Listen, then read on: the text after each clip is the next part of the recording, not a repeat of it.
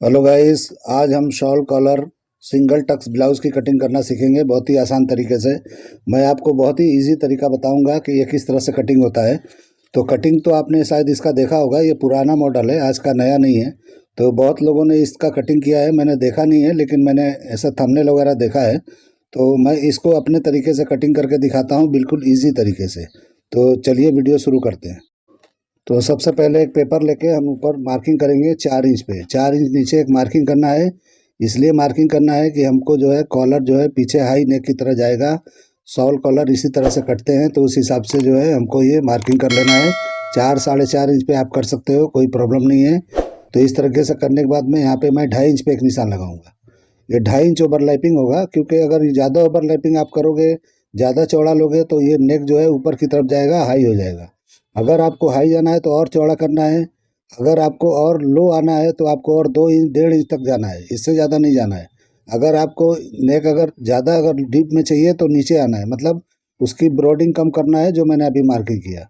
इस तरह हम शोल्डर को लगा लेंगे निशान। तो शोल्डर 14 यहाँ पे 7 इंच पे निशान लगा लेंगे, और इस तरह 1 इंच डाउन करके निशान लगा देंगे। यहाँ पे 3 इंच की ब्रॉडिंग देना है, और इस तरह से निशान लगा देना है। तो निशान लगाने के बाद में हम ये शोल्डर स्लोप दे देंगे। तो 1 इंच का स्लोप दिया मैंने, तो इस तरीके से आपको देना है। ज़्यादा नहीं देना है, क्योंकि अगर ज़्यादा अगर देंगे तो क्या होता है कि बहुत लोग का शोल्डर डाउन होता है, उनको आप दे सकते हो, सबको नहीं दे सकते आप। तो इस तरीके से क्या करना है कि देखिए, हमारा जो है लेंथ और डार्ट पॉइंट का निशान लगाएंगे। तो डार्ट पॉइंट 9.5 है और लेंथ 14.5 है। तो इस हिसाब से वहाँ पे दोनों निशानों को ऐसा स्ट्रेट कर लेंगे, थोड़ा लंबा कर लेंगे ताकि दिखाई दे अच्छी तरीके से। अब इस तरह से ये निशान हो गए। अब हम क्या करेंगे, सेंटर का पार्ट निकालेंगे, और इसको किस तरह से कटिंग करते हैं वो आप देखिए। बिल्कुल इजी तरीका मैं बताने वाला हूँ। तो यहाँ पे 3.5 इंच पे निशान लगाना है, क्योंकि चेस्ट इसका 36 है। तो 10 से डिवाइड करेंगे तो इतना ही बैठता है, इससे ज़्यादा नहीं लगाना है आपको। यहाँ 0.25 इंच माइनस करके लगाना है। तो जिस तरह के 3.5 पे लगाते हैं, तो यहाँ पे 0.25 पे लगाना है। तो इस तरीके से करके हम इसको एक डाट दे देंगे, इस तरीके से शेप देंगे। आज हम सिंगल डाट का ब्लाउज कटिंग कर रहे हैं, तो एक डाट में कैसे बैठता है वो भी देख लो आप अच्छी तरह से। तो इस तरीके से शेप में निशान लगाना है, तो अच्छी तरह से बैठेगा। अब हम मार्बल का डाउन उतारेंगे तो 6.5 पे हम उतार देंगे, और उसके बाद यहाँ पे अपर चेस्ट नापेंगे। तो 34 है, तो 8.5 पे निशान लगा लेंगे, और आधा इंच बढ़ा लेंगे लूजिंग के लिए। यानी फ्रंट में लूजिंग देना है हमको टोटल 1 इंच। तो आधा इंच इधर, आधा इंच दूसरे साइड से निकलेगा, तो 1 इंच हो जाएगा। अब हम आर्मोल को सही कर लेंगे। तो जितना यहाँ पे है, यहाँ पे आधा इंच के करीब उतार देना है, मतलब अंदर की तरफ लेके इस तरह से ताल निकलेगा, थोड़ा अंदर की तरफ जाएगा तो अच्छी तरह से चिपक के बैठेगा। तो इस तरीके से यहाँ पे ताल निकालना है, अंदर की तरफ करके शेप देना है। तो आर्मोल को इस तरह शेप देके हम नापेंगे कि 16.5 आ रहा है या नहीं। यानी 8.25 चाहिए तो 8.25, ये देखो बराबर आ गया। तो इस तरीके से हम कर लेंगे तो बराबर आता है। आपका नीचे ऊपर छोटा बड़ा होता है, तो आप नीचे ऊपर कर सकते हो, ऐसा कुछ नहीं है। मेजरमेंट के हिसाब से आपको चलना है तो बराबर हो जाता है। ऐसा कुछ नहीं है कि 6 पे उतारना है, 7 पे उतारना है। वो आप ध्यान दो कि मतलब जितने पे भी उतारो, लेकिन मेजरमेंट में आना चाहिए।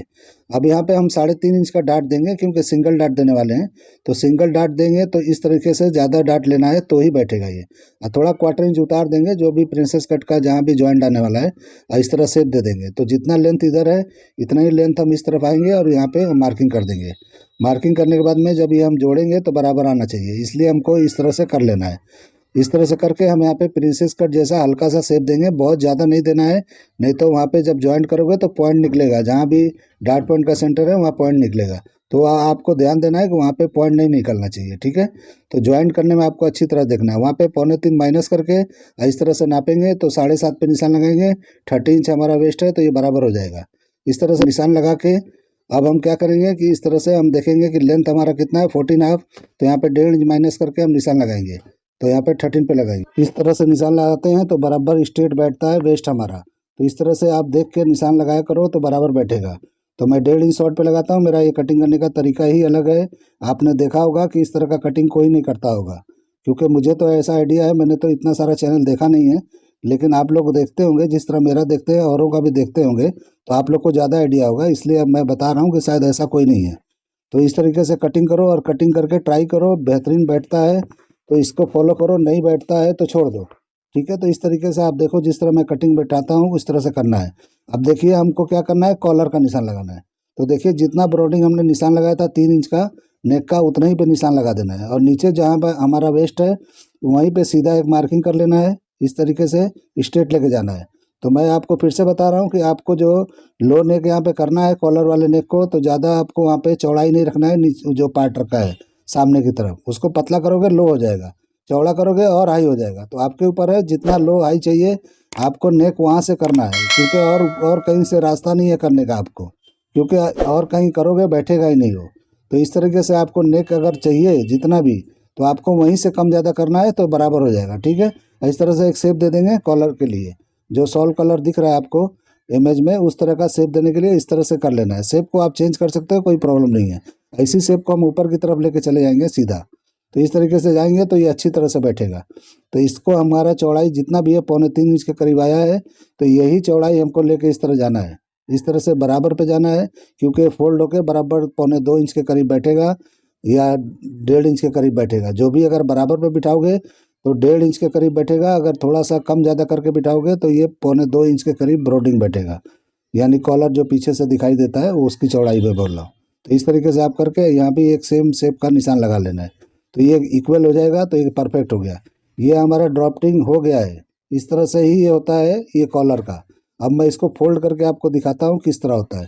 तो देखिए, जब हम यहाँ पे निशान लगाए हैं जो भी नेक का, तो इस तरीके से सेंटर लगाएंगे और वहाँ पे पॉइंट पे नीचे वेस्ट पे रखेंगे, तो ये यहीं से टूटेगा कॉलर। तो इस तरीके से आपको इस तरह निशान लगाना है तो लगाओ, नहीं लगाना है तो मैं आपको दिखाने के लिए लगाया कि यहीं से फोल्ड होगा और कॉलर का पार्ट उस तरह दिखाई देगा जो उस तरफ दिख रहा है। अब इसको कटिंग करके और फोल्ड करके आपको मैं दिखाता हूँ कि ये कैसा दिखता है। तो कटिंग कर लेंगे हम मार्किंग पे ही। अब बाद में जब आपको कपड़े पे करना है तो मार्जिन छोड़ के जितना भी हो सकता है 3-3 सूत का छोड़ना है, साइड में ज़्यादा छोड़ना है। तो बहुत लोग मार्जिन के लिए भी पूछते हैं, तो मार्जिन मेरे फर्मे में नहीं होता है, क्योंकि फर्मा करने का कटिंग करने का यही तरीका है। अब बहुत लोग मार्जिन के साथ बताते हैं, वो बात ठीक है, लेकिन ऐसा जो प्रोफेशनल होता है कटिंग वो कभी भी मार्किंग के साथ नहीं होता है। कभी भी जो है फर्मा रेडी करता है, ताकि हम एम्ब्रॉयडरी वगैरह जो भी कराते हैं तो बराबर होना चाहिए, यही तरीका है और यही मतलब सही चीज़ है। तो इस तरीके से आपको करना है। तो इस तरीके से देखिए, मैंने मार्किंग पे ही किया है और मार्किंग करके इस तरह से करना है। अगर मार्किंग के अलावा आप कटिंग करते हो तो वो चीज़ नहीं होता है। वो तो वो लोग बहुत लोग बताते हैं कि इस तरह से कटिंग करेंगे तो आपको कपड़े पे एडजस्ट करने में आसानी रहेगा। ऐसे भी कर सकते हो, सबका अपना अपना चॉइस है, अपना अपना तरीका है। इस तरह से मैं फोल्ड करके आपको दिखा रहा हूँ कि देखिए इस तरह फोल्ड होगा और फोल्ड होने के बाद में कैसा दिखेगा। तो मैं एक मार्किंग कर लेता हूँ ताकि आपको क्लीन दिखाई दे किस तरह से, मतलब मार्किंग पलटी करेंगे कॉलर को तो बराबर किस तरह से दिखेगा। तो इस तरह से मार्किंग करने के बाद जब फोल्ड करेंगे तो रेड पार्ट है, तो रेड पे ये चौक का निशान दिखाई देगा, तो आपको बराबर समझ में आ जाएगा कि हाँ ये कैसा दिख रहा है। क्योंकि ये कपड़े पे तो कटिंग है नहीं, तो इतना मैं क्लीन नहीं बता सकता इसको, क्योंकि मैं जो तरीका लगा के कटिंग करता हूँ ये बहुत ही ईजी तरीका मैं ढूंढता हूँ। मैं इसमें दिमाग अपना लगाता हूँ कि किस तरह से आसान तरीके से मैं आपको बता सकूँ, आप लोग के लिए ईजी हो जाए काम। क्योंकि कटिंग तो आप लोगों ने ये करते ही होंगे आप लोग, ऐसा नहीं है कि आपको नहीं आता होगा। मेरा मकसद है आप लोग को आसान तरीका बताना और बेहतरीन तरीका बताना। तो इस तरीके से देखिए मैंने करके फोल्ड किया है, बिल्कुल परफेक्ट आ गया है, कुछ भी मुझे शेप ऑफ देने की ज़रूरत नहीं पड़ा, ऑटोमेटिक परफेक्ट आया है। तो इस तरह से कटिंग करोगे तो परफेक्ट आ जाएगा। ठीक है, तो ये इमेज मुझे किसी ने भेजा है, कलकत्ता से भेजा है, मुझे याद नहीं आ रहा उनका नाम, तो उन्होंने भेजा है, तो उनके हिसाब से मैं कटिंग करके ये दे रहा हूँ। उन्हीं के मेजरमेंट भी उन्होंने ही दिया था, तो उस हिसाब से मैं ये कटिंग करी। अभी डार्ट को मैंने निकाल दिया, इस तरह फोल्ड करेंगे तो कॉलर बैग में जाके इस तरह से बैठ जाएगा। अब हम इसकी बैग की कटिंग करेंगे। तो बैग का कटिंग क्या करना है, जो हमने ओरिजिनल मार्किंग जो किया था, जहाँ से हमने अंदर 2.5 इंच लिया था निशान, वहाँ बस छोड़ देना है। जो स्ट्रेट मार्किंग था उसी मार्किंग पे हमको बैक का पार्ट रख लेना है। ओपनिंग पीछे नहीं करना है, ओपनिंग आगे होगा। तो इस तरीके से आप कर सकते हो। इस तरीके से करके शोल्डर का निशान थोड़ा आधा इंच बढ़ा के ऊपर लगाना है। अब हमारा जो शोल्डर है ओरिजिनल, उसको हम हटा के, ओरिजिनल 14.5 है तो उसके हिसाब से 7.25 पे निशान लगा लेंगे और 7.25 पे लगा के इस तरह से शोल्डर का पार्ट रखेंगे। अब बराबर पे रखना है इधर बढ़ा के, और बढ़ाने के बाद में इस तरह से रख लेना है। रखने के बाद में क्या करना है, निशान लगा देना है। तो वहीं से हमारा कॉलर जो है टर्न होकर पीछे की तरफ चला जाएगा। तो यहाँ पे 1.25 इंच के करीब निशान लगाना है नीचे की तरफ। 1.25 इंच के करीब लगाओगे तो अच्छी तरह से उसमें बैठता है। इस तरीके से 1.25 इंच पे निशान लगा के इस तरह शेप दे देंगे और उसी में कॉलर जाके पीछे बैठ जाएगा शोल्डर मारने के बाद में। तो आसानी से आप कर सकते हो। बहुत लोग बोलते हैं कपड़े पे कटिंग करके बताओ, मुझे समझ में नहीं आता। फर्मा कटिंग करेंगे और कपड़े पे कटिंग करेंगे तो क्या फ़र्क पड़ जाएगा, मुझे तो समझ में नहीं आता है। क्योंकि कपड़े पे करो या फर्मे पे करो, बात तो एक ही है। आपको तो कपड़े पे रख के इसको कॉपी करना है। तो उसमें कौन सी बड़ी बात है, मुझे नहीं समझ में आता है। बहुत लोग बोलते हैं कपड़े पे करो, स्टिचिंग भी करके दिखाओ, तो स्टिचिंग में करूँगा तो उनको समझ में आएगा क्या कैसे बनता है। अरे जिनको आता है उनको स्टिचिंग की ज़रूरत क्या है, वो तो खुद ही कर लेंगे। हाँ, कोई टिप्स है कहाँ, जो जिसको नहीं आता है वो पूछता है। लेकिन बहुत लोग मुझे कमेंट करते हैं स्टिचिंग बताओ, कपड़े पे कटिंग करके बताओ। तो कपड़े पे कटिंग करना इतना वो नहीं होता है, ज़्यादा प्रोफेशनल तो पेपर कटिंग होता है, और आप लोग कपड़े पे कटिंग मांगते हो, मुझे समझ में नहीं आता है कुछ। इस तरीके से पेपर सबसे नहीं कटते हैं, जिस तरह से मैं फर्मा कटिंग करता हूँ, ये फर्मे का ही डिमांड होता है, कपड़े पे कटिंग का इतना डिमांड नहीं होता है। जो फर्मा मास्टर है उसका पगार देखो, और उसका मतलब उसका सैलरी देखो, और जो कपड़े पे कटिंग करके मास्टरी करता है उसका देखो कितना फ़र्क है। तो ये मेन काम है फर्मा कटिंग करना। कपड़े पे तो कोई भी कटिंग कर लेता है, उसमें तो कोई प्रॉब्लम ही नहीं है। उसपे तो रख के बस इसको कॉपी करना है, जहाँ जहाँ मार्जिन छोड़ के इसको कॉपी करना है। तो बहुत लोग जो है इस तरह का डिमांड करते हैं, मुझे नहीं समझ में आता है कि मतलब क्यों ऐसा करते हैं। क्योंकि उसको करने के लिए तो बिल्कुल बिगनर होते हैं, उनको ज़रूरत पड़ता है, और लेकिन कपड़ा पे ज़रूरत नहीं है करने का। आप फर्मे पे भी कटिंग करके और अच्छी तरह से आप कटिंग कर सकते हो कपड़े पे, उसमें कोई दिक्कत वाली बात नहीं है। तो फर्मा सीख लोगे तो सब कर लोगे, ऐसा नहीं है। ये फर्मा ही तो मेन होता है। मुझे ये बात समझ में नहीं आती है, इसलिए जो है मैं आपको बता रहा हूँ। तो आप देख लीजिए किस तरह से मैं कर रहा हूँ। बहुत लोग को बोलते हैं सिल के जो है डमी पे लगा के दिखाओ। अब बताओ डमी पे लगा के दिखाएंगे तो आप उसमें से क्या सीख लोगे? मुझे तो नहीं लगता है कुछ एक्स्ट्रा सीख लोगे। तो इसलिए जो है मैं ये कटिंग कर रहा हूँ, तो कटिंग करके सीखना ये ज़रूरी है। आपको जो है जो भी है इस फर्मे को सीख लोगे तो आप किसी भी तरह से सिलोगे तो परफेक्ट ही आएगा। यही होगा कि फिनिशिंग में कमी होगी, बाकी कुछ नहीं होने वाला है। तो आप लोग इस तरह से मत सोचो कि मैं वो कपड़े पे कटिंग करेंगे तो ही मतलब हम समझेंगे। हाँ, वीडियो चलाने के लिए बहुत लोग इस तरह का करते हैं कि वीडियो बनाने चलाने के लिए कि इस तरह करेंगे तो लोग ज़्यादा देखेंगे।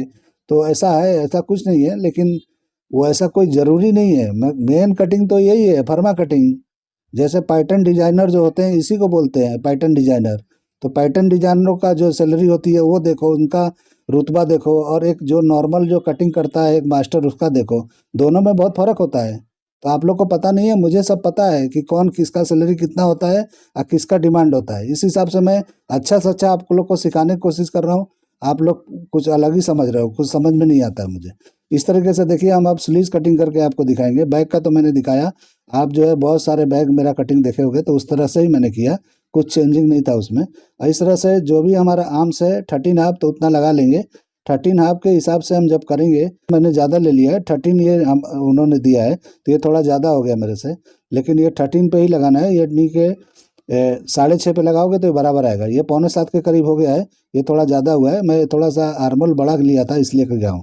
तो आपको 13 पे ही लगाना है, यानी 6.5 पे निशान लगा के इस तरह निशान लगा देना है बॉटम का। अब बॉटम का निशान लगा के जहाँ हमारा जो इस तरह का टर्न करेंगे, जहाँ पे जाकर टकराता है निशान पे, वहीं पे कटिंग कर देना है।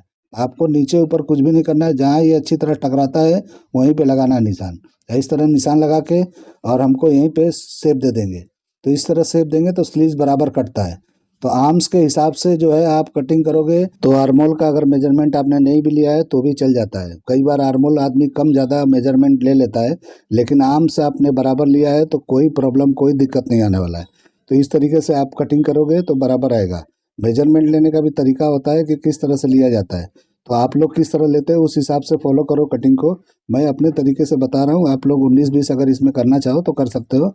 ऐसा नहीं है कि जो मैंने बता दिया वही है। आप लोग मेजरमेंट को फॉलो करके बनाया करो तो बराबर बनेगा। मैं जो है अपने हिसाब से कटिंग करता हूँ, आप लोग इसमें चेंजिंग करके कर सकते हो, ऐसा कुछ भी दिक्कत वाली बात नहीं है। इस तरह कटिंग होने के बाद में हम ताल निकाल देंगे सामने। तो ताल इस तरह से निकालना है, 1 इंच अंदर ही ख़त्म कर देना है सेंटर में। इस तरह से करके कटिंग कर लेना है। आपको पहले डायरेक्ट कटिंग करना है तो डायरेक्ट भी कर सकते हो, मार्किंग करके करना है तो ऐसे भी कर सकते हो। तो मेरा ये कटिंग और कटिंग करने का तरीका, ये आइडिया आप लोग को पसंद आता है, आप लोग को लगता है कि परफेक्ट है, तो मेरे चैनल को ज़रूर लाइक करो, सब्सक्राइब करो और दोस्तों में शेयर ज़रूर करो। तो इस तरीके से देखिए किस तरह का ये शेप दिख रहा है। मैं अब मार्किंग करके आपको दिखाता हूँ कि फोल्ड करने के बाद में कैसा दिखता है। इसको फोल्ड करके मैं आपको दिखाऊंगा कि फोल्ड करने से ये किस तरह का दिखाई देता है। ये परफेक्ट एकदम से स्लीव्स कटिंग है, परफेक्ट तरीका है, परफेक्ट आइडिया है, परफेक्ट कटिंग है। आप देख लो अच्छी तरह से, आपको समझ में आ जाएगा। चलिए वीडियो एंड करते हैं। अल्लाह हाफिज़।